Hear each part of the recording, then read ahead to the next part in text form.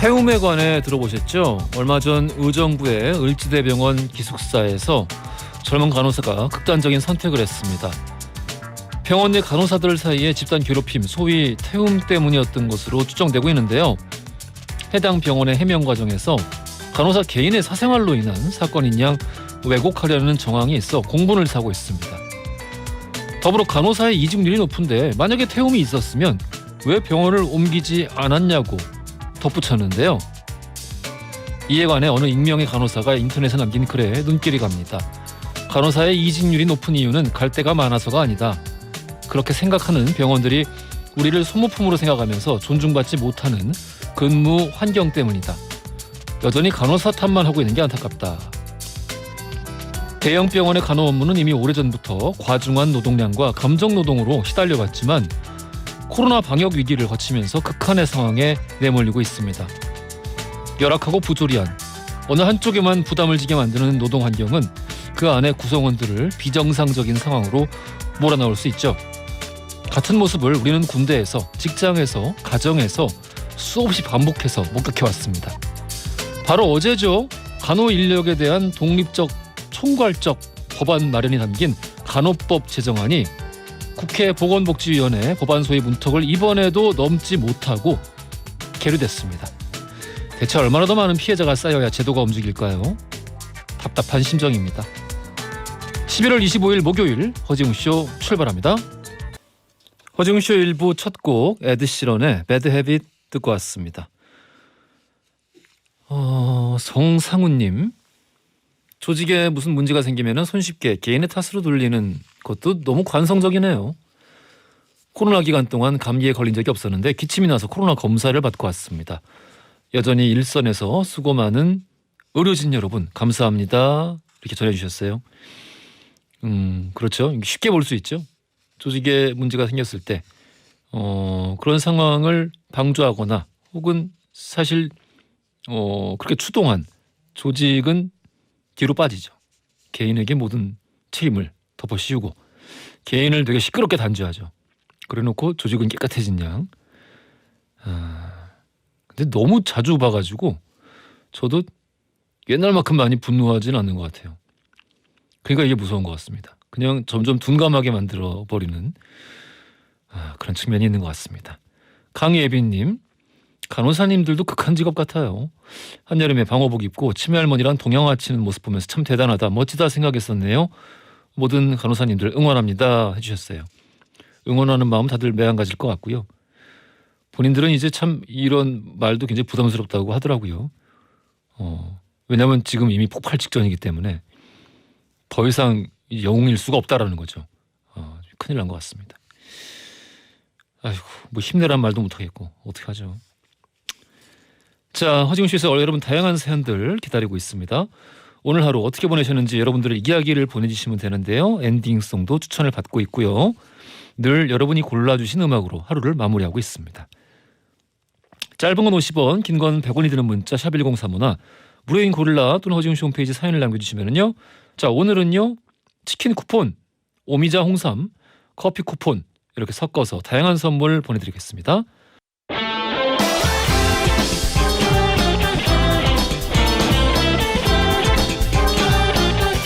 트렌디한 뉴스를 따라가 봅니다. 손이에의 에, 허지웅의 지, 에지, 중지 뉴스.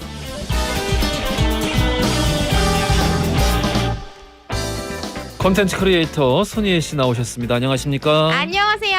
오늘도 역시 이 밝게. 목소리의 톤, 네. 남다른 톤, 아유, 퇴근하시는 분들 상큼하게 퇴근하시도록. 씩씩한 인턴의 톤.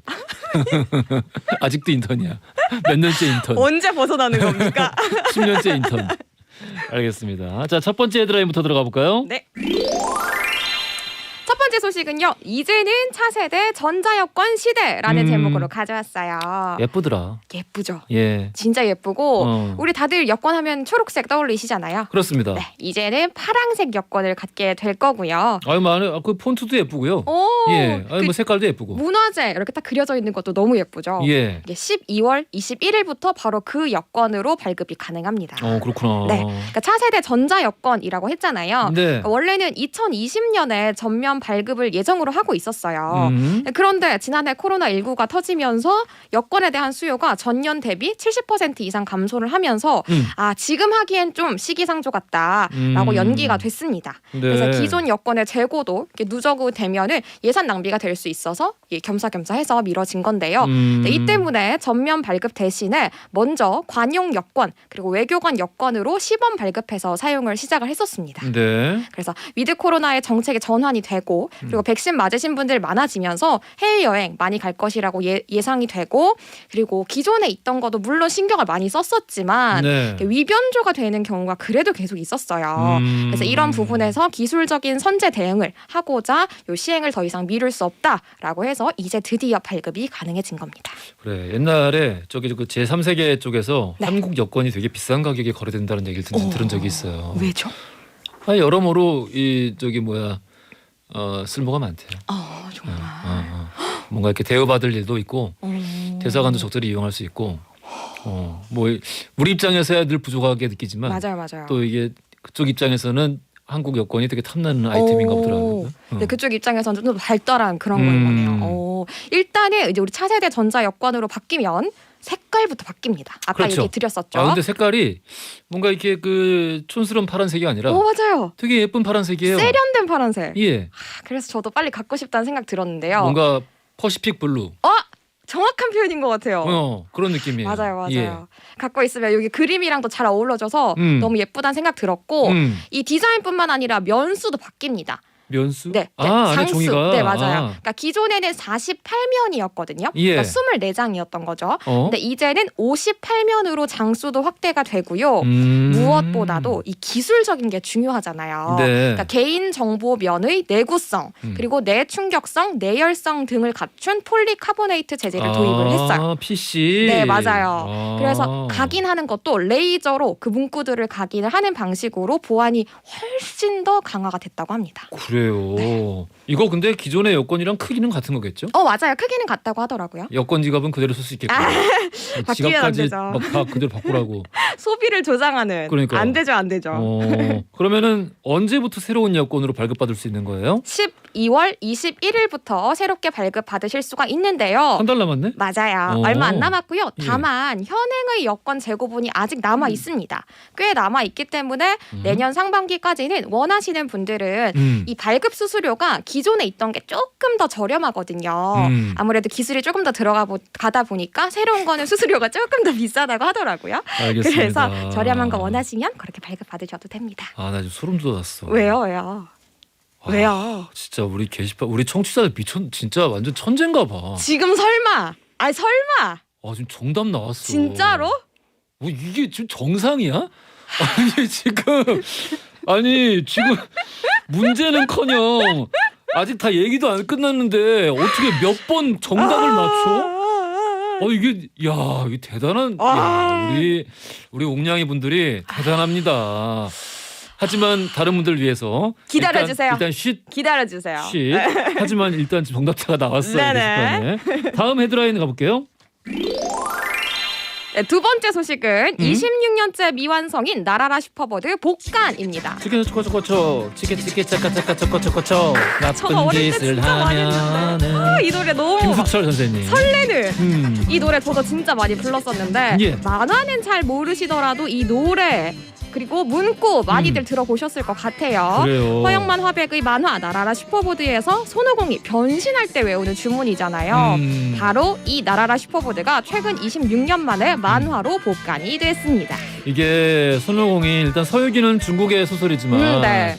또 이제 그 서유기를 가지고 각국에서 만든 창조한 그 오리지널 텍스트들이 있지 않습니까? 네. 뭐 이게 일본의 드래곤볼도 있고 저는 한국의 이 나라라 슈퍼보드가 너무 자랑스러워요. 저도 진짜 이 서유기를 다룬 전 세계 여러 가지 콘텐츠 중에서 전혀 뒤처지지가 않고 독창성이 이루 말할 수가 없어요. 맞습니다. 너무 좋습니다. 자랑스러운 만화. 너무 자랑스러워요. 맞아요. 예. 이 1992년에 애니메이션 나라라 슈퍼보드는 시청률이 무려 42.8%를 기록했어요. TV 아니면 볼 게 없던 시절이니까요. 그래도 정말 대단한 수치죠. 맞아요. 정말 깨지지 않은 그런 수치였는데 맞아요. 그런데 모르시는 분들도 계실 수 있지만 바로 이 나라라 슈퍼보드는 미완인 채로 끝났습니다. 1993년에 연재됐던 만화 왕국이 폐간됐기 때문인데요. 예. 이 나라라 슈퍼보드를 온전히 소장하고 싶습니다. 라는 팬들의 요청. 그 덕분에 드디어 복간이 된 거라고 합니다. 그러니까 종이책으로 지금 복권을 한 거잖아요. 맞아요. 대단합니다. 허영만 화백이 인터뷰를 하셨다고요? 맞아요. 당시에 아이들이 타는 스케이트보드 그리고 헬멧, 쌍절곤 엄청난 유행 아이템이었잖아요. 그러니까 허영만 화백이 한강 둔치에 가만히 앉아서 스케이트보드 타는 아이들을 관찰하다가 예. 아이고 저 헬멧 오래 쓰면 안에 땀도 차고 엄청 가려울 텐데 라는 생각을 하시면서 그 손오공이 쓰는 헬멧에 짝대기 하나를 딱 꽂은 거라고 하시더라고요. 그러니까 이게 정말 오리지널리티를 가지고 있는 변형이라는 게 딱 이런 것 같은데 원래 원작에서 그 손오공의 머리띠 아닙니까? 맞습니다. 머리띠를 헬멧으로 변형한 거거든요. 그러니까요. 이걸 참 어떻게 이렇게 자연스럽게 바꾸면서도 동시에 독창성까지 가질 수 있는지 맞아요. 참 멋진 만화예요. 근데 심지어 헬멧으로만 바꾼 게 아니라 거기다가 또 그러니까 간지러우니까 이 짝대기까지. 그리고 이 애니메이션이 상당한 인기를 끌면서 다들 허영만 화백이 엄청난 수입을 올렸을 것이다라고 생각을 했지만 시청률이 아무리 올라도 사실 인센티브는 따로 없었고 그래요? 네, 오히려 만화 잡지사에서 더욱 대우를 받았다고 말씀을 하셨더라고요. 네. 지금 사실 복간은 됐지만 맞아요. 이게 완결이 아닙니다. 맞습니다. 어떻게 계획이 있으시대요? 완전 단호하게 계획이 없다. 진짜 완전 단호하게. 완전 단호하게. 완전 단호하게. 근데 뒤에 얘기를 들어보면 좀 이해가 되기도 하는 게 네. 이 연재할 당시에 화백의 아이들을 보면서 이 소재가 막 절로 나왔었대요. 아이들이 뛰어노는 모습 자체가 만화 속의 주인공들의 행동 하나하나를 만들어낸 거였는데 근데 이제 이 아이들이 술도 마시고 담배도 피고 하는 성인이 되니까 이렇게 자연스럽게 연결이 잘 안 되더라. 그러니까 모든 것은 때가 있기 때문에 오히려 이 상태에서 마무리를 해야지 더 건드려서는 안 된다라고 명확하게 선을 그으셨다고 합니다. 그래요. 모든 게 때가 있다. 맞아요. 그게 맞는 말씀이긴 한데 이거 좀 경우가 다른 게 이건 완결이 안 된 거라서 팬들로서 너무 아쉽죠. 완결이 된 거를 이제 와서 새로 시작하라 그러면은 그거는 이 말씀이 맞는데 완결이 안 됐던 건데 그거는 좀 너무 작가님 변명이신데 아쉽지 않나. 알겠습니다. 자, 애지중지 퀴즈 들어가 볼까요? 벌써 마시셨다고 하니까 부담이 되는데요. 12월 21일부터 차세대 전자여권 발급이 시작됩니다. 여권의 색깔도 바뀌게 되는데요. 기존의 초록색에서 무슨 색으로 바뀌게 될까요? 그래요? 1번 분홍색, 2번 파랑색, 3번 노란색. 이걸 어떻게 맞추지? 이 작가님이 유출했네. 아니 고기가 나오기 전에 이걸 어떻게 맞출 수가 있지? 참. 정답 아시는 분들 짧은 건 50원, 긴 건 100원이 드는 문자 샵 1035나 무료인 글이라 보내주시면 2부 시작하자마자 당첨자 5분에게 오미자 홍삼 선물로 보내드리겠습니다. 이혜씨 고생하셨습니다. 감사합니다. 내일 뵐게요. 자, 블루의 원러브 들으면서 2부로 가겠습니다. 허지용 쇼. 지금 너무 막히시나요? 지금 너무 뚫리시나요? 여러분의 퇴근길과 함께합니다. 매일 저녁 6시 허지용 쇼. 퇴근길은 허지용 쇼와 함께. 퇴근길은 허지용 쇼와 함께. 매일 저녁 6시. 매일 저녁 6시 당신의 퇴근길과 함께합니다. 허지용 쇼. 자, 출발합니다. 허지용 쇼 2부로 돌아왔습니다. 애지중지 퀴즈 정답. 새롭게 바뀌는 전자여권의 색깔 2번 파란색이었죠. 네, 문제가 나오기도 전에 보기까지 어떻게 알아맞힐 수가 있는지. 김장균님 2번 파란색이요. 청취자들 대단하네요. 작가님 정말 문제가 유출된 건 아닐까요? 저도 다음번엔 예상 정답 보내볼게요 라고 이렇게 보내지 마세요. 다들 지금 애지중지 퀴즈 안 듣고 다들 정답만 보내고 있어. 7016님 정답 예쁜 파란색이요. 지금 버스 안에서 허중님 쇼가 나오고 있어요. 부천 23-2번 버스입니다. 기사님께 감사드립니다. 라고 또 보내주셨고요. 그 외에 하주희님, 이윤주님, 공복조님께 오미자 홍삼 선물로 보내드리겠습니다. 이거는 오미자 홍삼은 쿠폰이 아니고요. 따로 선물로 보내드리는 거예요. 맛있게 드세요. 안 드시면 주변 분 선물로 주시고. 자, 잠시 후에 역사 이야기 나눠보는 히스토리 월드로 함께하겠습니다. 오늘은요, 역사 속의 부자들 가운데 최강의 짠돌이 그리고 기부왕 누가 있는지 살펴보겠습니다. 기대 많이 해주시고요. 광고 듣고 선신 교수 박강일 작가 바로 만나볼게요.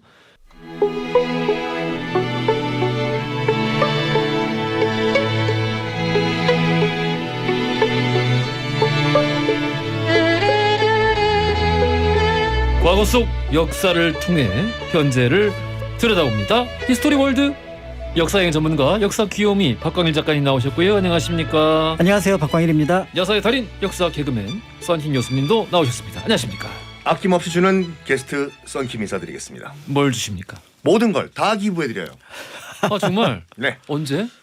뭐 필요하시면 제 은행 통장 비밀번호도 알려드리겠습니다. 정말?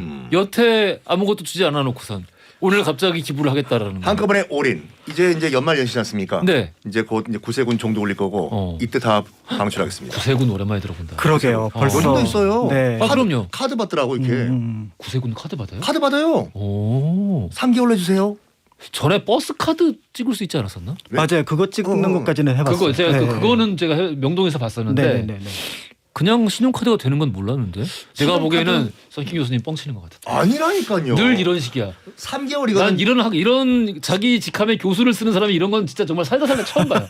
매주 이래 매주. 교수도 불안전한 사람이 그리고 진짜 된다고 하네요. 하는 신용카드. 그러니까. 봐봐 얼마나 신용을 까먹었으면 지금.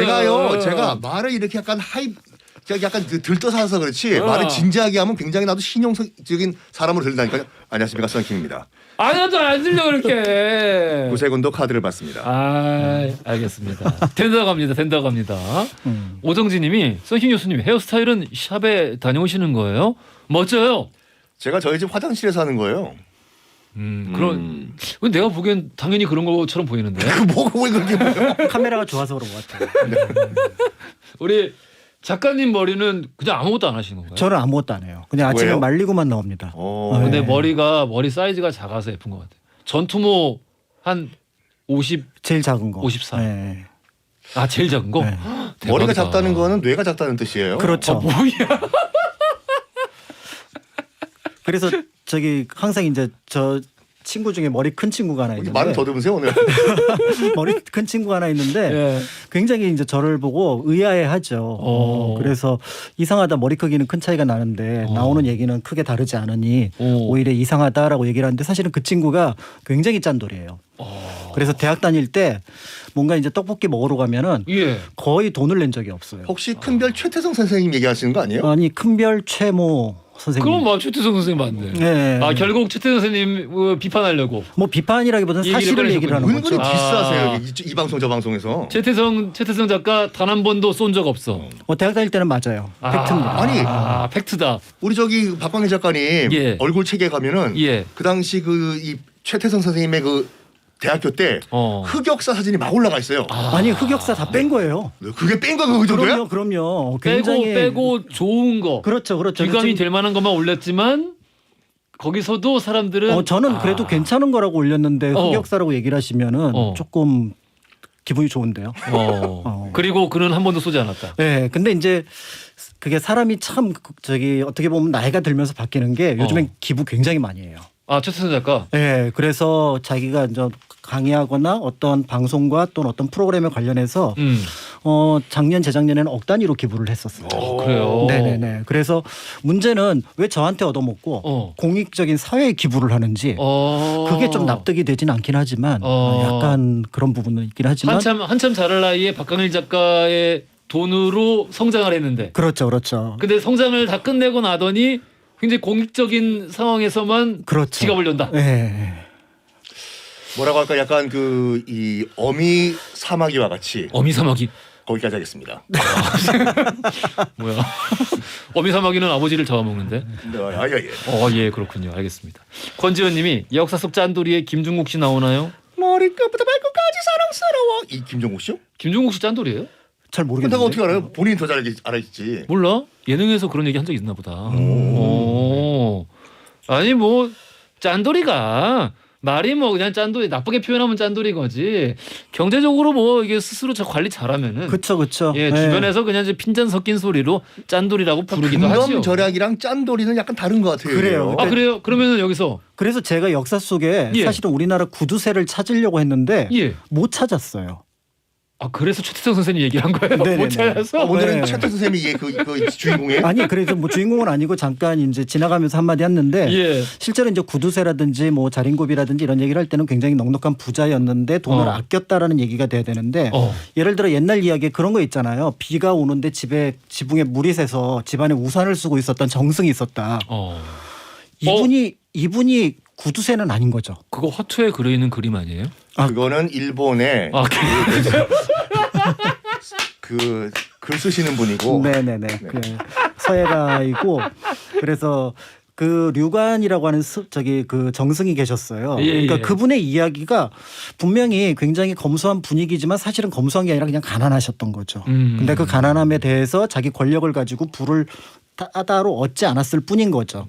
그런 면에서 볼 때 이제 구두쇠는 찾기가 어려워서 그래서 하다가 제가 진짜로 오래간만에 네. 오늘은 전설 얘기를 할 수밖에 없지 않을까. 아 좋다. 생각이 듭니다. 아니 왜냐면 그 이제 실화를 떠나가지고 전설적으로 나가면은 자린고비 구두쇠에 관련된 전설은 꽤 있어요. 그렇죠. 근데 그 자린고비가 과연 누구냐를 놓고 사실은 이제 자린고비에 대한 해석 자체가 굉장히 여러 가지거든요. 예. 아주 공식적인 국어적인 해석은 따른 뭐냐면은 이 사람이 매년 제사를 지내고 태우는 지방을 기름에 절여서 매년 그거를 재활용을 합니다. 그래서 그 절인이 자린이 된 거고요. 고비는 돌아가신 어머니와 아버지를 가리키는 거거든요. 이게 이제 가장 공식적인 견해인데 네. 그런데 이제 그것 말고 다른 이야기가 충주 음성 지역에 전해지고 있습니다. 그래요. 그럼 이제 그 얘기 이따가 좀 들어보기로 하고 네. 기억에 남는 거는 최태성 선생 디스.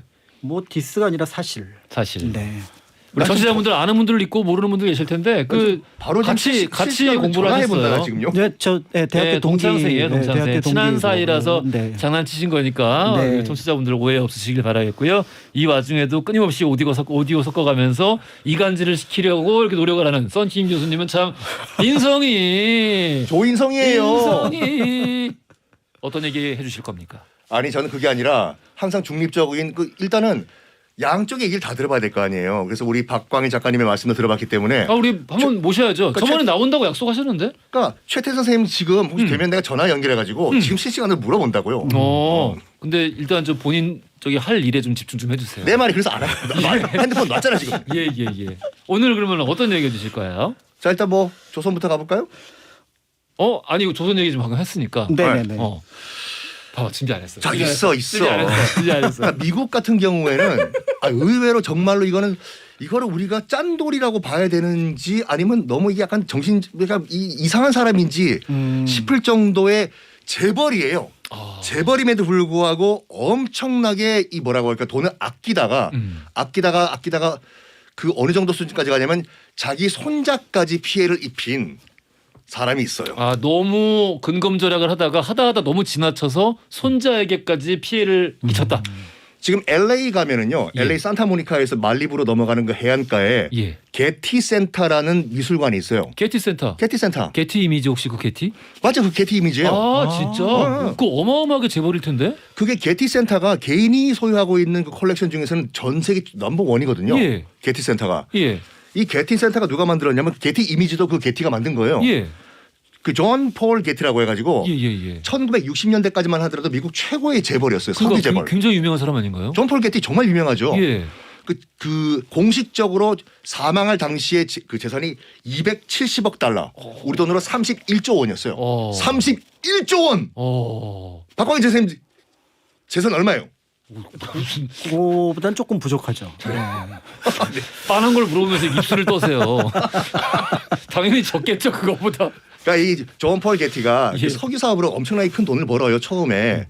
어떻게 보냐면 이제 그 당시 이제 사우디아라비아와 이제 아라비아 반도에서 이렇게 석유가 개발되기 전에 예. 딱 정보를 들은 거예요. 아. 확실하진 않지만 저 땅에 사막 안에 분명히 석유가 매장돼 있다.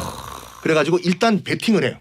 베팅을 하는데 1949년도에 그 당시 아직까지 아라비아 반도에서 본격적으로 석유가 시추가 안 될 때 $10,000,000의 현찰을 들고 가가지고 사우디아라비아 국왕한테 베팅을 해요. 여기서 석유가 나면은 내가 하겠다. 내가 하겠다. 그러니까 지금 1949년이라고 했는데 그 당시 간단하게 이렇게 보시면 되거든요. 예.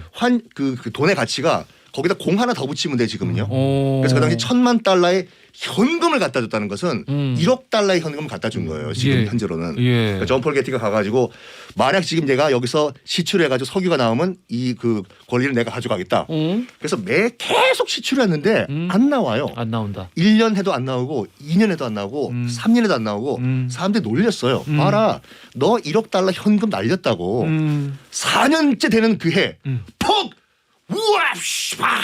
야. 석유가 쏟아지는 소리였어요. 방금 약간 욕하지 않았어요? 아니에요. 뭐.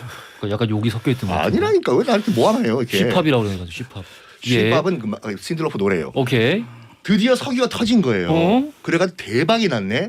그거 가지고 이제 그걸 바탕으로 해서 시드머니라고 하잖아요. 네. 돈을 벌기 시작을 했어요. 그래가지고 아까 말씀드린 것 같이 거의 $270억 재산을 모았는데 이 사람이 얼마나 구두쇠였냐면은 절대로 자기들한테는 돈을 안 써. 자기 가족들한테. 대표적인 예가 이거예요. 자기가 방 27칸짜리 대저택이 있었어요. 네. 존 폴 게티가. 근데 방마다 전화기가 있었거든요. 네. 자기는 언제든지 전화할 때 뭐 비즈니스상 바로 전화를 해야 된다.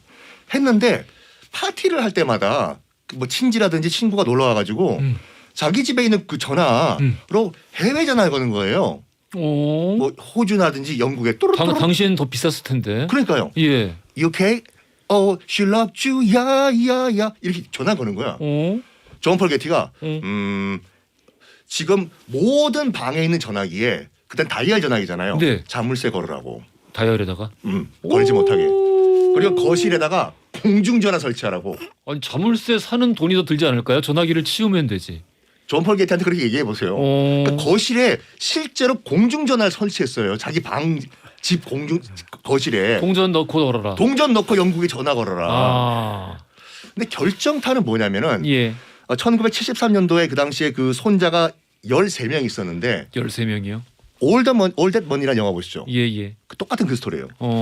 존 폴 게티의 손자가 있었어요. 당시 예. 1974년도에 16살짜리 손자. 예. 존 폴 게티 3세. 예, 예. 그러니까 이탈리아에 뭐라고 할까 그 당시 이제 약간 그 돈 많은 히피로 네. 장기 체류를 했었어 로마예요. 소문이 났겠죠. 이게 저희 게틴의 손자다. 뭐 그 이탈리아 마피아들끼리 저기 재벌아, 우리 납치하자 이런 식으로 돈 낸다. 그래가지고 납치를 했어요. 아이고. 존 폴 게티 3세를요. 16살짜리 그 손자를. 이게 굉장히 유명한 사건입니다. 유명한 사건이고 영화로도 만들어졌죠. 예, 이게요. 예, 예. 리들리 스캇 감독에 의해서. 예, 예. 그 이탈리아 마피아가 그 존 폴 게티 3세의 손자를 인질로 잡고 존 폴 게티 1세 그러니까 할아버지한테 전화를 해요. 뚜루뚜루 알로? 손자 납치했다. 돈 내놔라. 그래서 $1,700만 요구를 해요. 1,700만 달러. 당연히 그 할아버지가 뭐라고 생각했냐면 일단은 내가 손자가 13명이 있는데 지금 여기서 내가 $1,700만 주고 걔를 풀어주면은 만약 13명이 다 납치되면은 $1,700만 곱하기 13일 거 아니냐. 난 못 준다. 가볍게 넘어갔어요. 그러니까 마피아가 당황을 한 거죠. 이건 생각하지 못한 못한 전개인데. 스스로 당황한 거예요. 이 전개는 그 당시 그 존 폴 게티 3세 손자를 이탈리아 반도 남부에 있는 어떤 동굴에 가둬놓은 거예요. 슬슬 그 손자가 불쌍해지는 거지. 미안하다 납치해서. 그러니까 납치범들이 오히려 이 납치당한 손자를 걱정하기 시작하는 거죠. 약간 스톡홀름 신드롬이 되는 거예요. 이게. 다른 얘기지만. 역으로 스톡홀름 신드롬. 그래가지고 할아버지가 또 전화를 안 받아. 뚜루뚜루 알로? 뚜뚜뚜 이게 무슨 일이냐. 그래가지고 편지를 써요. 직접. 할아버지 이거 이 사람 손자의 할아버지 받으십시오. 지금 내가 손자를 납치했는데 $1,700만 돈 안 주면은 이거 좀 해코지를 할 것이니까 빨리 돈 주십시오.라고 해서 국제 우편으로 보내요. 편지통에 넣어. 네, 마침 그때 이탈리아 우정 사업국이 파업을 했네. 아이고.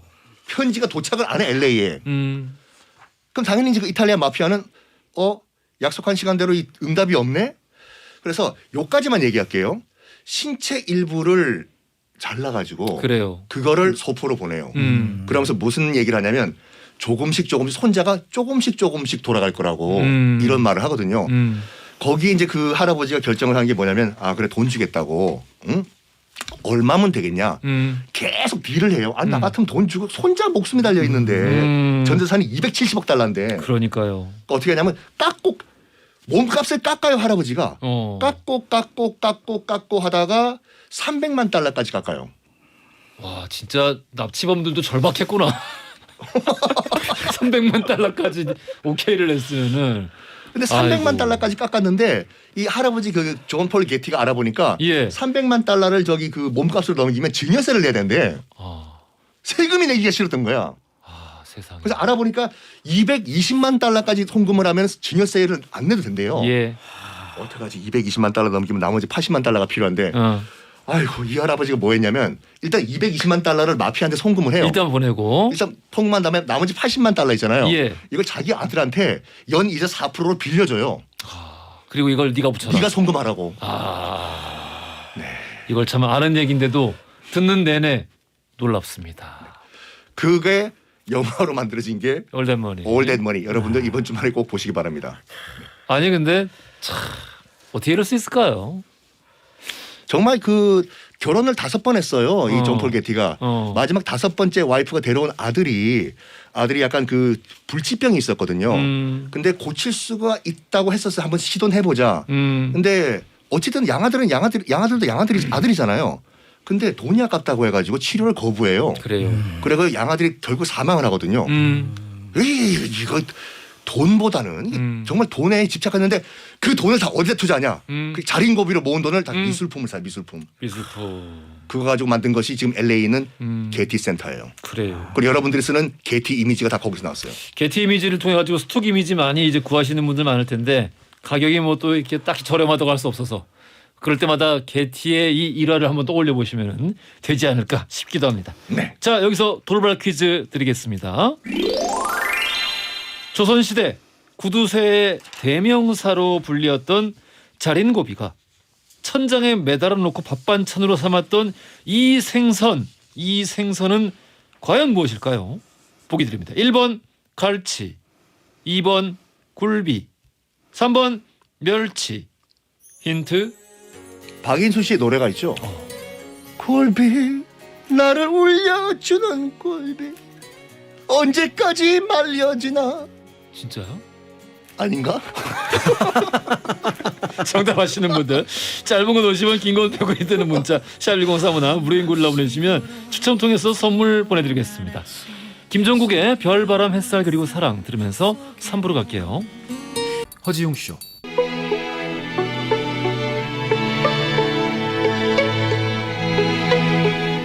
허지웅쇼 3부로 돌아왔습니다. 오늘 히스토리월드 역사 속의 짠돌이와 기부왕에 대해서 살펴보고 있는데요. 먼저 썬신 교수님이 이야기해준 게티. 이게 최악의 구두쇠 게티 이야기부터 한번 해봤습니다. 자 이어지는 이야기 자린고비 이야기해 주실 거죠? 그렇죠. 예. 미국하고는 뭐 스케일이 달라서요. 뭐 거기처럼 뭐 이렇게 뭐 납치도 당하고 뭐 이런 일은 없습니다. 우리가 착한 민족이라서 그래요. 다행이지 뭐. 네. 그래서 이 자린고비에 대한 얘기가 이제 충주 분들하고 음성 분들하고 서로 이제 자기 동네에다 얘기를 진짜요? 해요. 그래서 자료를 찾아보니까 그 시기에는 음성이 충주에 속해 있었기 때문에 두 지역이 모두 맞습니다. 이제 조선시대 인조 때 기록인데요. 이분의 이제 이름은 조륵이라고 하는 분입니다. 조륵? 조르디? 조륵. 예. 네. 예. 그래서 조륵. 그래서 이제 조륵이라고 하는데 이분의 성정이 이제 짐작하시는 것처럼 동화 속에 나올 만한 이야기예요. 파리 한 마리가 장 위에 앉아서 날아갔는데 그 파리를 잡으러 단양까지 갔다. 그 파리 다리에 묻은 된장을 뺏길 수가 없었던 거죠. 게티도 여기선 치겠는데요. 개티가 예. 의문에 일패당했어요. 그 다음에 예. 제사상에 이제 굴비를 올려놓는 거는 이제 굉장히 유명한 이야기인데요. 예. 이제 이걸 보고 동네 사람들이 이 사람이 도대체 어떤 사람인가 싶어하고 예. 절인 생선을 그 마당에다 툭 던진 거예요. 절인 생선을 마당에 던졌다. 그러니까 이거는 공짜로 주는 거니까 먹지 않을까? 아, 예. 이렇게 생각을 했는데 뜻밖의 조록은 이게 웬 하면서 확 바깥으로 던지더래요. 다시. 왜지? 여기 웬 밥도둑이 들어왔다고. 아. 저 짭조름한 생선을 먹게 되면은 밥을 더 많이 먹게 되니까. 되니까. 그러니까 결국은 이게 이제 구두쇠가 지켜야 될 기본적인 품성. 간장게장 던졌으면 혁명이 날 뻔했네. 그렇죠, 그렇죠. 아마 그러니까 그 집하고는 연을 끊었겠죠. 구두쇠는 나트륨이 적은 음식을 먹는다. 그러니까 건강했을 수도 있을 것 같아요. 아, 굉장히 장수하겠는데요. 네네. 오. 그러니까 이런 어떤 조룩의 얘기를 들었던 전라도의 이제 구두쇠가 예. 그 비결을 찾아서 이제 한번 물어보러 왔던 겁니다. 그랬더니 한번 그러면 나를 따라오시라고 하면서 이제 탕금대로 충주니까 탕금대로 탕금대로. 가까우니까 갔어요. 그랬더니 예. 이제 전라도 구두쇠가 가만히 보니까 신발을 아끼느라고 한쪽을 조금 신다가 또 한쪽을 또 바꿔서 신고 그러니까 한 발은 맨발, 한 발은 신발 신은 발. 이렇게 해서 신발을 아껴서 갔는데 우리 조룩 선생은 그걸 보더니 아휴, 저 사람 아직도 멀었다고 고개를 갸웃갸웃 하는 거죠. 조룩 선생은 신발을 안고 갔습니다. 신발을 안고 갔다. 네, 쓰는 건 아니다. 신발은 안고 가는 거다. 그러면 맨발로. 그렇죠. 예전에 우리도 그랬잖아요. 어렸을 때 운동화 새로 사면은 예. 그 달까지는 싫어가지고 학교까지 품고 갔다가 그런 어리석은 모습을 이제 그 보이지 않게 하기 위해서 친구들이 밟아줬던 거죠. 신발 신고 가면 예. 개시 이러면서 그렇죠, 그렇죠, 그렇죠. 아니 그러니까 이 다른 지방에서 찾아온 구두쇠는 신발을 양쪽에 하나씩만 그렇죠. 번갈아 번갈아 가면서 신었지만 아껴서 갔는데 조르은 아예 신지 아예 않았다. 안고 간 거죠. 그래서 이제 아하. 탕금대에 가서 내가 한 수 가르쳐 줄 테니까 아. 저기 절벽에 있는 소나무에 매달려 봐라. 매달려봐라. 이렇게 얘기를 했던 거죠. 예. 그랬더니 매달리니까 이상하다 그래도 선생님이니까 예. 이제 그 가르침에 따라서 매달려 있었는데 예. 자, 한 손을 빼봐라 그랬더니 한 뭔가 손 빼라고? 특별한 가르침이 있는가 보다. 그리고 어. 한 손을 뺐는데 너무 힘든 거예요. 예. 그러니까 힘들지 하고 물어보니까 힘듭니다 그랬더니 한 손을 더 빼보라고. 어? 그러니까 이 사람이 벌컥 화를 내면서 그러면 나는 지금 이 절벽에 떨어져서 강에 빠져 죽는 거 아니냐. 그러니까 탕금대에서 당신이 돈을 그렇게 생각을 한다면 그 마지막 자국은 한 손에 소나무 가지라고 생각을 해라. 절대 돈을 낭비하는 일이 없을 거다라고 해서 한 수 가르쳐서 보냈습니다. 아니 조르 이분 뭐 나중에 아담 스미스예요? 이분 왜 이래요? 이분 뭐 존 케인스예요? 뭐예요? 왜 이렇게 돈을 그러니까 이제 이 소식이 이제 조정까지 들어간 거예요. 이쯤 되면은 이 충주라는 고을이 굉장히 큰 고을인데 예. 여기에서 이런 어떤 조록의 활동이 계속해서 이제 회자가 되니까 이게 예. 이제 미풍양속을 해친다. 그래서 결국은 어사를 파견합니다. 아 어사가 네. 지나친 절약은 네. 오히려 풍속을 방해한다, 파친다. 그래서 이제 어사를 파견해서 이제 어사가 갔는데 뜻밖의 굉장히 후하게 대접을 하는 거예요. 조룩이? 네, 소문하고 전혀 다른 거예요. 심지어는 내일 모레 내 회갑이다. 그러니까 그때 다시 오시면은 좀 좋지 않을까 했더니 아니나 다를까 회갑 잔치를 엄청나게 거창하게 동네 사람들 다 불러갖고 하는 거죠. 뭐지? 깜짝 놀랐습니다. 그랬더니 어사가 거기서 이 조록의 폭탄 선언을 듣는데요. 아 폭탄 선언. 네, 지금까지 내가 돈을 아낀 것은 회갑 이후에 이 재산을 사회에 환원하기 위해서였다. 그러니까 난 지금부터는 내가 번 돈을 전부 이 동네 사람들을 위해서 쓸 거다라고 얘기를 했던 거죠. 하지만 전 여기서 문제를 제기하고 싶습니다. 도대체 왜 그 선언이 평생 동안 이루어지지 않다가 암행어서가 이 찾아온 그날 하필 이루어졌는가?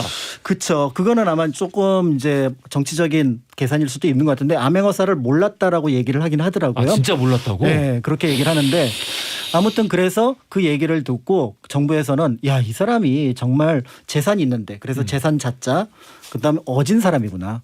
그래서 어질인자 그다음에 이 사람은 늙은이니까 고를 써서 자인고라고 자인고. 하는 석비를 나중에 그 집 앞에 세워줘서 그게 자린고비가 되었다라고 충주 지방에 전해져 내려오고 있습니다. 와, 난 이 얘기는 조각조각으로 알고 있어요. 그쵸, 이게 이게 그냥 하나의 완성된 얘기로 다 들은 건 처음인 것 같아요. 그러니까 이제 요게 이제 그게 다 흩어져 가지고 어디서는 굴비 보고 예. 아끼고 어디서는 뭐 예를 들어 부채를 반만 폈는데 예. 머리를 돌려서 뭐 그러니까요. 쐈다거나 뭐 이런 얘기들이 사실은 이제 이 이야기에서 종합이 되거나 또는 이 이야기에서 퍼져나간. 이게 다 다른 사람 그렇죠. 이야기인 줄 알았는데 이게 다 같은 사람이라니까 너무 끔찍하네요. 그렇죠. 그래서 어쨌든 제가 한 찾아본 바에 사람이란 말이야. 따르면은 이분 외에는 이름이 안 떠요. 그래서 충주 음성분 조륵 선생에 대한 얘기를 말씀을 드렸습니다. 아 그러면은 조륵 AKA 자린고비 이 선생님은 그래서 결국 그 환원을 하셨나요? 그렇죠. 그래서 자인고가 됐으니까. 아 그래도 끝은 아름답네요. 그래서 저희 오늘 주제가 예 그 어떤 최악의 짠돌이와 짠돌이에서 기부왕 기부였는데 이거를 같이 한 분. 두 개가 다 이제 그 이분한테 들어가 있는 겁니다. 뭐야 이게 같이 있네요, 같이. 그렇죠, 그렇죠. 아. 그러니까 확실히 우리가 이제 미국 쪽하고는 정서가 좀 다른 것 같아요. 모았으면 베풀어라 이런 것들을 갖고 있는 것 같습니다. 아하. 근데 참 그게 여러 가지 설이 있어요. 특히 이제 구두쇠 같은 경우에도 네. 왜 구두쇠냐. 예. 구두쇠. 그게 말이 안 되는 것이 뭐냐면 구두란 표현은 일본 표현이잖아요. 예. 그래서 일제시대 이후에 들어온 표현이 구두거든요. 예. 그러니까 구두에 그 쇠가 다달걸 때까지 신는다. 그러니까 그래서 구두쇠 아니었어요? 그러니까 제가 알고 있는 버전은 뭐냐면 구두쇠가 예. 쇠는 마당쇠, 돌쇠 이렇게 같이 그냥 남자를 부르는 그냥 어미고 쇠야. 그다음에 구두는 돈이 굳을 때까지 꼭 갖고 있다. 돈을 안 놓는 굳을 쇠다. 구들 쇠. 쇠라고 알고 있는데 어떻게 생각하세요? 그건 맞아요. 왜냐하면은 오. 그때 이제 그 사람들 이름 중에서 주로 이제 얕은 사람들 이름이 쇠금자가 들어가 있는데 그걸 금으로 안 읽고 쇠로 읽어요. 그런데 지금 얘기하셨던 것처럼 돈을 가지고 쓰지 않는 사람을 구들쇠라고 하는 게 나중에 구두쇠가 되었다라는 게 일반적으로 얘기하는 부분이고요. 그러니까 이제 그 구두쇠에다가 근데 여기에 왜 자린고비는 붙었을까? 네. 이거는 도저히 해석이 안 돼서 앞에서 말씀드렸던 통설로서는 지방을 계속해서 재사용하는 사람을 가리키지만 이제 그 주인공으로 조륵이라는 인물을 이제 상정을 할 수 있다. 이렇게 보시면 될 것 같습니다. 근데 이렇게 시장이 막 활성화되지 않은 그런 시대임에도 불구하고 또 그런 정치 환경임에도 불구하고 이게 그 돈에 집착하고 뭐 이제 좋게 평가하면은 굉장히 많이 아끼는 그렇죠. 이런 사람들이 있었네요. 돈에 많이 좀 집착을 하고. 그렇죠. 그러니까 돈을 많이 아꼈다고는 하지만 지금 얘기하셨던 것처럼 조선이라는 나라가 그렇게 부에 그러니까 예. 어떻게 보면은 평범한 사람들이 부를 일구기는 힘들었던 나라입니다. 예. 그런 면에서 볼 때 사실은 아끼는 것 자체가 힘들었다는 면에서 이제 구두쇠의 어떤 사례를 좀 찾기가 어려운데요. 그런데 이제 역설적으로 그 없는 사람들이 기부를 합니다. 이게 한국 사람들이 갖고 있는 묘한 정서일 수도 있을 것 같고 그게 이제 어떻게 보면은 위기에서 나타난 걸 수도 있는데 정말 놀라운 게 1907년에 기부자의 명단이 27만 명이 이름과 기부액이 남아있다 그러면 믿으시겠습니까? 27만 명의 기부 명단. 네, 지역별 명단과 금액이 남아있습니다. 근데 뭐에 대한 기부예요? 헤이그 특사 보낼 때 국채보상운동. 아 국채보상운동. 이 기부의 그렇지, 역사가 그렇지. 어마어마한 거죠. 그러니까 지금으로부터 110여 년 전 일이잖아요. 근데 왜 우리 민족은 늘 나라 빚을 자기들이 갚으려고 그러지? 그렇죠. 나라가 안 갚으니까 그래. 아니 나라 빚을 왜 자기 주머니에 금을 모아가지고 갚고 왜 그래? IMF 때 금반지 기부 안 했어요? 나는 그 전에 평화의 댐 때도 통장을 바친 사람이에요. 네, 그 코 올리게가. 지금 내가 지금 이 나라에 지금 이제 63 빌딩이 잠긴다고 하는데. 아무튼 그래서 이제 국채보상운동에 대해서 보통 많은 분들이 그거 많은 사람들이 했나 보다라고 얘기를 하지만 이 국채보상운동은 정말 탁월한 운동이라고 볼 수가 있거든요. 가장 중요한 게 뭐냐면 이제 사람들이 기부를 할 때 사실은 뭐 오른손이 한 일을 왼손이 모르게 하라든지 네, 이렇게 하는 게 진짜 기부긴 하지만 네. 보통 사람들은 그래도 내가 좋은 일 했으면 좋은 얘기가 다른 사람한테 전달되기를 바라는 게 있잖아요. 그런 게 있죠. 그런데 당연히지. 그런데 이때 나라에 어떤 빚을 갚겠다고 해서 국채보상운동을 했을 때 그 국채보상운동의 방법을 신문을 이용을 했다는 거예요. 네.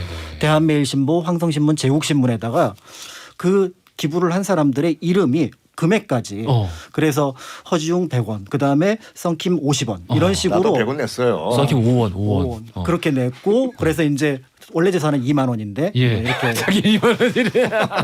그런 어떤 내용을 해가지고 이제 그걸 올리니까 그 옆에 최태성 마이너스 5원. 대출 이렇게 되고. 네. 그러니까 이제 그 기사가 이제 지역별로 경쟁이 되기도 하고 예. 또 다른 사람들이 볼 때 아니 저렇게 힘든 사람도 썬킹 같은 사람도 기부를 했는데 예. 저 같은 부자는 예. 또 돈을 한 500원에 내야겠다 이런 마음을 갖게 되잖아요. 그러니까 이 기부의 상승작용이 일어나게 되면서 몇 달 사이에 그래서 가장 많을 때는 하루에 놀랍게도 그 당시 신문임에도 불구하고 4,200명의 명단이 세계 신문에 올라옵니다.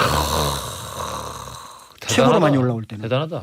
그러니까 이 국채보상 운동을 왜 일본 사람들이 사실은 거기서 모인 금액은 그렇게 많지 않거든요. 원래 네. 계획은 1,200만 원이었지만 실제로 모인 금액은 한 20만 원 내외거든요. 근데 되게 이상하게 생각했을 것 같아. 그러니까 근데 일본 사람들이 보고 이거 뭐지? 라고 그래서 당시 통감부 시절이니까 깜짝 놀랐고 사실은 그 국채 1,300만 원에 1,000만 원을 만들어낸 게 이토 히로부미거든요. 네. 그래서 그걸 가져가 경찰 도로 닦고 그러니까 소위 말해서 그 국권을 빼앗기 위한 전초 작업을 그 돈을 갖다 썼는데 이제 그걸 백성들이 국민들이 갚아 나가면서 놀라운 변화를 합니다. 아까 얘기하셨잖아요. 왜 나라가 진 빚을 백성들이 돈을 내지? 아니, 늘 그러니까. 근데 그 백성들이 돈을 내는 순간 어떤 변화가 일어나냐면 네. 이 나라가 누구 나라였지? 처음에는 고종의 나라라고 생각을 했죠. 순종의 나라라고 생각을 했죠. 네. 그런데 내가 돈을 내면 이 만약에 국권을 되찾는다면 이 나라는 내 나라가 되죠. 그래서 사실은 1910년 국권 피탈 그다음에 1919년 3.1 운동에 있어서 그전에 왜 한국 사람들이 어느 순간에 깼을까? 네.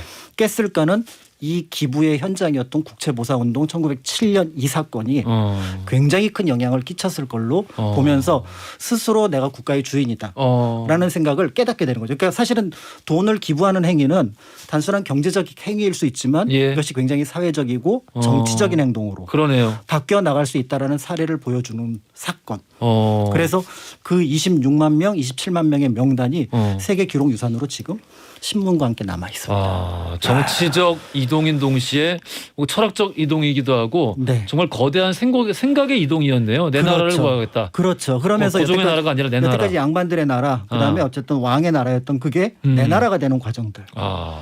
그러니까 비록 그때 이제 우리가 뭐 금모으기 운동을 하거나 예. 아니면 뭐 이제 뭐 평화의 평화의 때, 평화의 때 그걸 때. 했지만 거기서 한편으로는 뭔가 이상하다고 생각을 했지만 또 한편으로는 이게 누구 나라냐면 내 나라기 때문에 그 사람들이 나선 거죠. 그러니까 그거를 가지고 잘못 이용한 정치가들은 분명히 비판을 받아야겠지만 거기에 참여한 국민들은 굉장히 그럼요. 칭찬을 받아야 되는 맞습니다. 그런 부분들이 되지 맞는 않을까라는 말씀이에요. 생각이 일본이 딱 이런 표현을 해도 되는지 모르겠지만 예. 딱 그 조포기하는 거와 똑같이 했어요. 고리로 그냥 큰 갚지도 못할 돈을 그냥 안겨버린 거 그냥. 그렇죠. 당시에 우리 조선에 아, 예. 당시에 예. 뭐 갚을 능력이 없으니까 국채를 계속 경제적으로 너 종속이 되라 이거가요 그냥.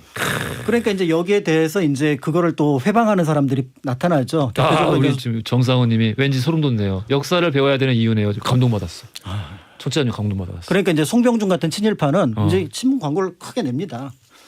야 우리가 돈 모은다고 그거 돈 못 모아. 그 큰 돈을 그런 식으로 어떻게 모으겠어. 아. 뭐라고 얘기를 하고요. 초반에 그 휩쓸리는 분위기 속에서 윤홍열이라고 윤초의 아버지인데요. 예. 이 사람이 나중에는 자기가 돈을 냈어요. 음. 냈는데 나중에 뭐라 뒤에서 일본이 뭐라 하니까 그 돈은 반환 소송을 합니다.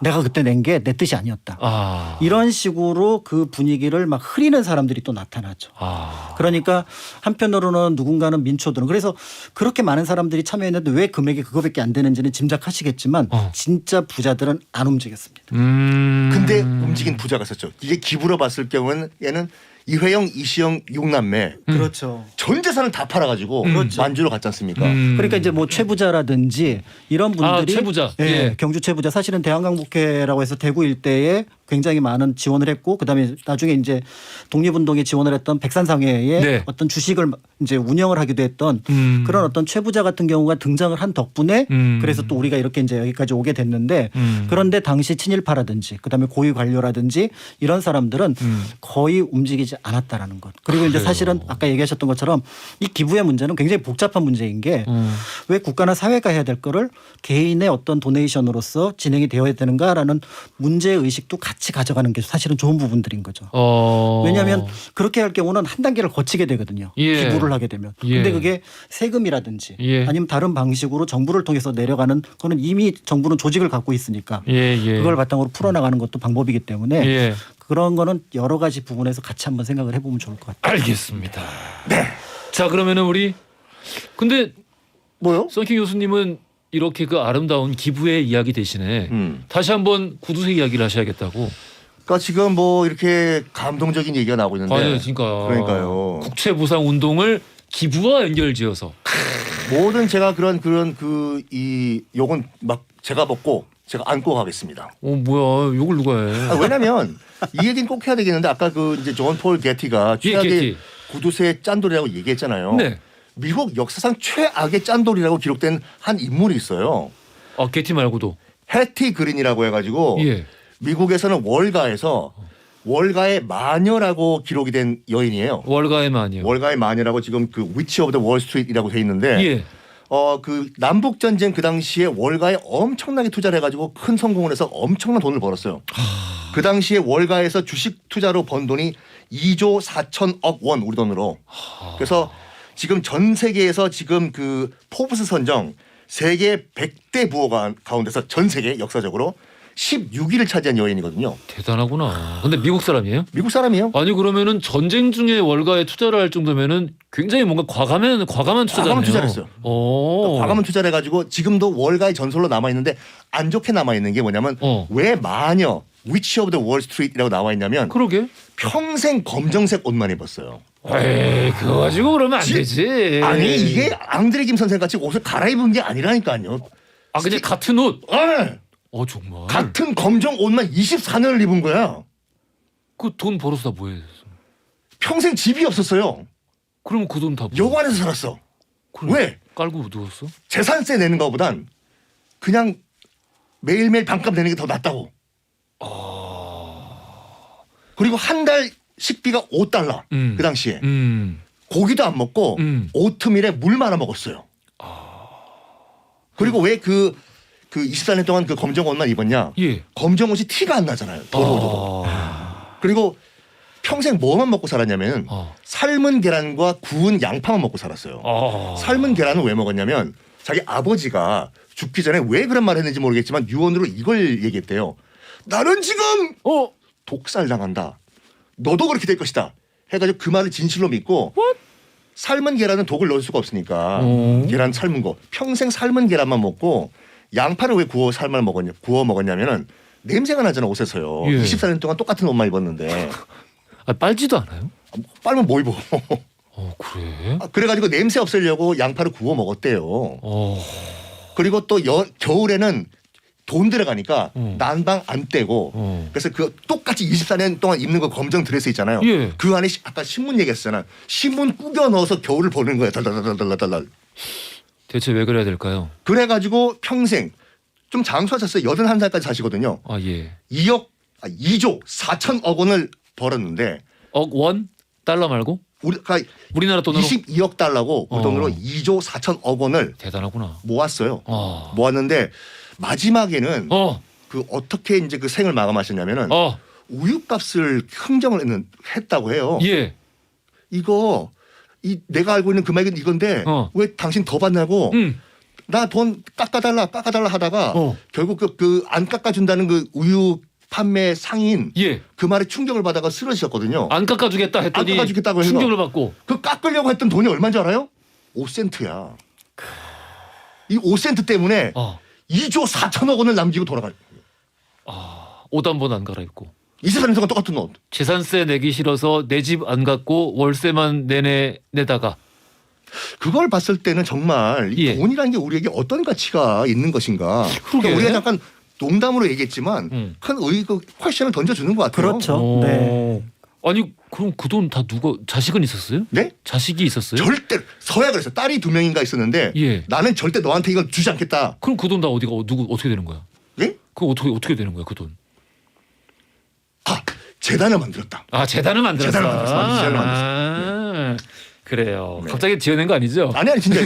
순간적으로 굉장히 오래 생각하시더라고. 순간적으로 물어보셔서 헷갈리셔 지금. 알겠습니다. 근데 마지막 얘기는 진짜 충격적이다.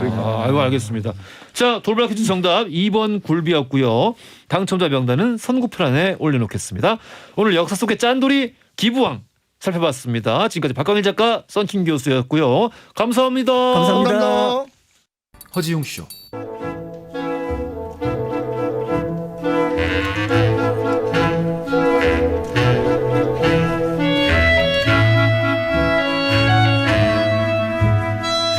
여러분의 하루를 읽어보는 시간, 나의 친애하는 하루. 오늘 하루 여러분을 웃고 울게 만들었던 하루 풍경 공유해 주십시오. 추첨 통해서 선물 보내드립니다. 김진천님, 웅디, 저 드디어 만년대리 9년차에서 벗어나서 과장 진급했습니다. 아직도 믿기지가 않고요.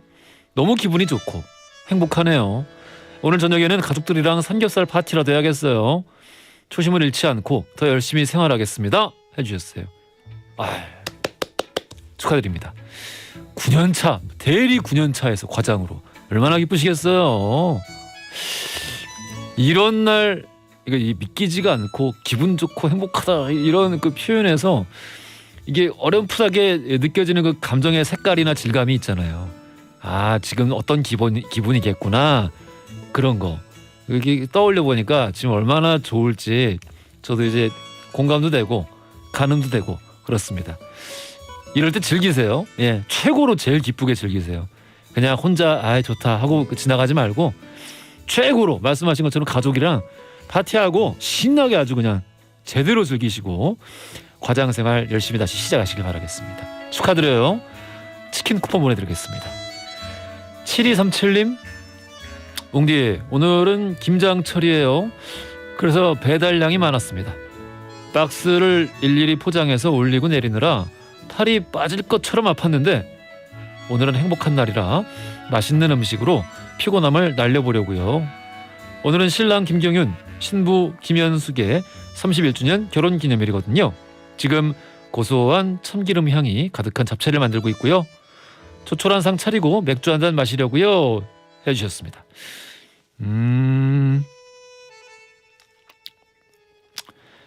이게 주어가 없어가지고 이게 어떻게 사야 되는 상황인지 잘 이해 정확하지가 않다. 그러니까 이게 지금 남편분 김경윤님이 보내주신 건가요? 7237님이 누구신 거지 그러니까? 아내분이에요. 김현숙님. 그래요. 저는 이게 신랑분이 보내신 건지 신부님이 보내신 건지 자식이 보낸 건지 이게 헷갈려가지고 우리 두 분 31주년 결혼기념일 너무 축하드리고요. 박스 김장을 해서 박스를 일일이 포장해서 그 김치를 혹시 판매하시는 그런 일을 하시는 것 같기도 하고 우리 김현숙님이 힘든 나날을 보내다가 오늘은 이게 결혼기념일로 예쁜 하루 보내고 계시는 것 같습니다. 맛있게 드시고요. 더 맛있게 드시라고 치킨 쿠폰 보내드릴게요. 상희배님, 무급 휴가 중에요. 도저히 안 되겠다 싶어서 지인의 소개로 대형 면허 취득해서 장거리 운전하고 있습니다. 허지웅쇼가 운전하는 분들에게 아주 힘이 됩니다. 힘든 저에게 희망을 준 허지웅쇼, 저도 이젠 행복이란 게 찾아오면 좋겠어요. 해주셨어요. 제가 도움이 되면은 그거야말로 저한테 정말 행복한 일이죠. 너무 그 말씀 감사드리고, 요소수 파동이 지금 생산이 수요를 따라 잡았다고 하긴 하는데 아직 줄도 많이 서시고 완전히 해결됐다고 보기엔 좀 어려운 것 같더라고요. 현장에서는. 우리 상희배님은 어떠신지 잘 모르겠습니다. 잘 해결이 되셨기를 바라면서 건강하게 운전 잘하고 다니시길 바랄게요. 치킨 쿠폰 보내드리겠습니다. 9836님, 코로나 때문에 공연을 오래 못 봐서 아쉬운데요. 제가 내한 공연을 바라는 가수가 있어요. 헌내의 노래가 듣고 싶네요. 프리러브 신청합니다 하셨거든요. 들려드릴게요. 7110님이 신청해 주신 켈빈 해리스의 Feels까지 듣고 왔습니다. 이거는 눈물이 난다. 0523님, 웅디 우울하네요. 갱년기 아내와 사춘기 중학교 2학년 딸 사이에서 진짜 눈치 보기 힘드네요.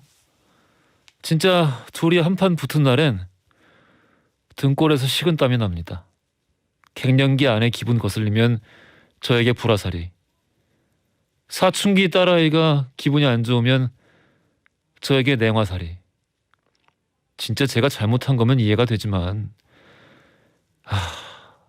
그래도 가정이 화목하면 뭐 이렇게라도 괜찮습니다. 진짜 예전처럼 화목하게 밥도 먹고요, 하하호호 이렇게 웃으면서 지내면요 진짜 소원이 없을 것 같은데요. 걱정입니다. 이렇게 보내주셨어요. 나 아빠 아버지. 우리 0523님 너무 큰 걱정하지 마시고, 이거 뭐 인력으로 어떻게 할 수 없는 일이라고 하더라고요. 친구들 얘기 들어보니까. 근데 이게 이런 상황에서 남편분이 아예 그냥 무관심하게 행동을 하든 아니면 막 욕 먹어가면서도 애를 써가지고 이렇게 막 최선을 다해서 뭔가 이렇게 애정을 보여주고 이러든 둘 다 욕은 똑같이 먹을 거래요. 둘 다 똑같이 욕을 먹는데 근데 그 와중에도 저 사람은 그래도 이 와중에도 저렇게 노력을 하는구나라는 거를 기억을 한다고 합니다. 그러니까 어떤 모습으로 기억되고 싶은지에 따라서 행동하시면 될 것 같고 마음이 너무 아프네요. 불화살, 냉화살 이게 진정한 얼음과 불의 노래군요. 이거를 어쩌면 좋죠. 제가 커피 딴 건 못 해드리고 치킨 쿠폰을 보내드릴게요. 이거를 배달을 주차장으로 받으세요. 그래서 차에서 혼자 드세요. 사춘기 딸아이랑 갱년기 아내분은 주지 마시고요. 이거 혼자 드세요. 혼자 드시고 조금 위로 좀 하시면 좋겠어요. 이게 하루 이틀이지 어떻게 사람이 살아야죠. 그렇죠? 가슴이 너무 아프네요. 파이팅! 손성윤님, 옹디 딸아이는 365일 내내 걱정을 달고 삽니다. 눈을 뜬 순간부터 잠들 때까지 끊임없이 자잘하고 쓸데없는 걱정을 하는데요. 근데 그 모습이 옛날 제 모습 보는 것 같아서 짜증이 나네요. 98%의 쓸데없는 걱정 없애는 방법이 뭐가 있을까요? 근데 그게 365일 내내 쓸데없는 후회를 달고 사는 사람보다는 차라리 걱정을 달고 사는 사람이 조금 더 낫긴 하거든요. 그런 면에서 우리 손성윤 님도 딸아이가 맨날 후회만 달고 사는 모습이 아니라서 좀 다행이다. 이런 마음도 같이 좀 가져주셨으면 좋겠고 너무 고치려고 하지 마세요. 뭐 또 알아서 본인이 또 수정하는 방법이 있을 수도 있으니까 그 말씀만 해주세요. 너무 쓸데없는 걱정을 많이 하다 보면은 진짜 걱정을 할 여유가 사라져요. 그러면 진짜 걱정해야 될 그 2%의 것들을 놓쳐버리게 되니까 그것만 좀 설명해 주시면 될 것 같습니다. 치킨 쿠폰 보내드릴게요. 요거는 따님이랑 같이 드시고. 김라니님, 중고등학생 새 아들과 남편이 아침마다 짝이 안 맞는 양말을 들고 이 한쪽은 어디 있냐 저 한쪽은 어디 있냐 저도 바쁜데 양말을 찾아달라고 그래서 오늘 재래시장 가서 똑같은 양말을 50켤레 사왔습니다. 다시는 짝짝이 양말 찾아달라는 말이 쏙 사라지겠죠? 50켤레요? 어이구. 똑같은 양말이니까 진짜 이젠 다시는 그런 말 안 하겠네요. 천재이신 듯. 치킨 쿠폰 보내드리겠습니다. 김지연님, 수능이 끝났는데요. 입시는 끝난 게 아니죠. 논술 면접까지 하고 결과 발표가 나야 끝나는 거니까요. 만족할 만한 결과 나오면 좋을 것 같고요. 웃으면서 기다리려고요. 오석준의 웃어요 신청합니다 주셨거든요. 치킨 쿠폰 보내드릴 테니까 치킨 드시면서 결과 기다리시고 노래 듣고 올게요. 자, 내일 김관진 씨와 함께 선곡 배틀쇼 난세의 가능으로 함께 할 거고요. 오늘의 엔딩송 주인공은 7795님이에요. 보름 전부터 동생하고 아파트 지하 주차장을 돌면서 세차 아르바이트 일을 하는데요. 여름인 줄 알았어요. 땀이 물처럼 흘러요. 헬스장 가서 운동할 필요가 없네요. 열심히 해보려고요 하면서 이루의 흰눈 신청하셨습니다. 오미자 홍삼 요거 선물로 보내드릴 테니까 동생이랑 나눠 드시고 세차 깨끗하게 잘하세요. 이렇게 하기로 했을 때 한번 하는 것도 좋은 경험 될 것 같아요. 건강 꼭 챙기시고. 자, 이 노래 들으면서요 저는 내일 저녁 6시 5분에 다시 찾아뵙겠습니다. 지금까지 허지웅이었습니다.